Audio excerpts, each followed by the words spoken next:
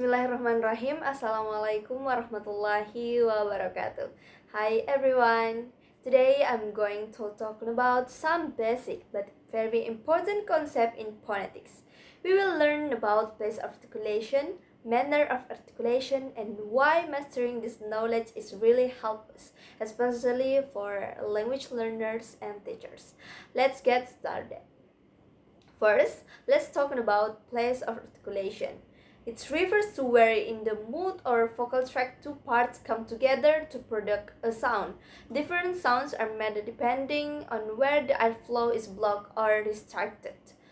For example, bilabial sounds like pa, pa, and ma are produced by bringing lips together.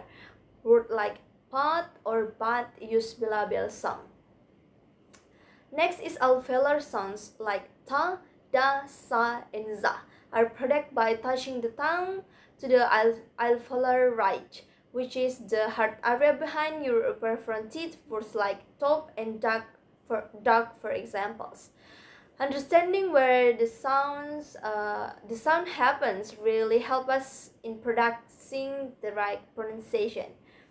Now, moving on to manner of articulation. This is about how the air stream is affected when making a sound. Here are some types. The first one is stop. Stop or plosive sounds like pa and t, inflow completely blocking the airflow and then releasing it, like in the word pat. The next is fricative sounds like fa and sa, are made by narrowing the space and creating friction like in fine or see.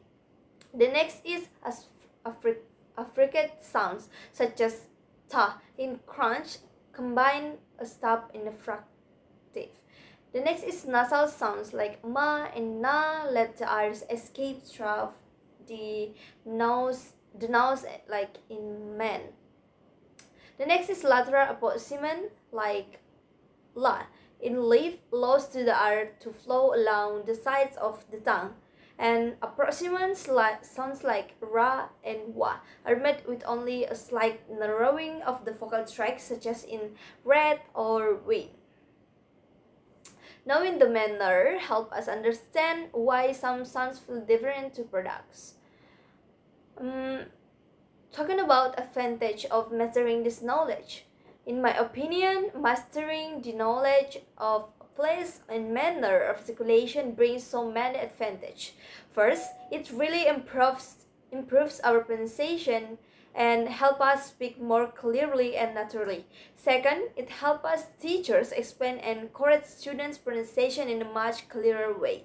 It also strengthens our listening skill, because when we know how sounds are made, we can better recognize them even when people speak fast.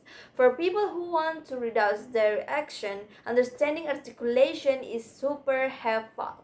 And of course, it's very important for fields like speech therapy, where helping others improve their communication depends heavily on understanding how sounds are formed.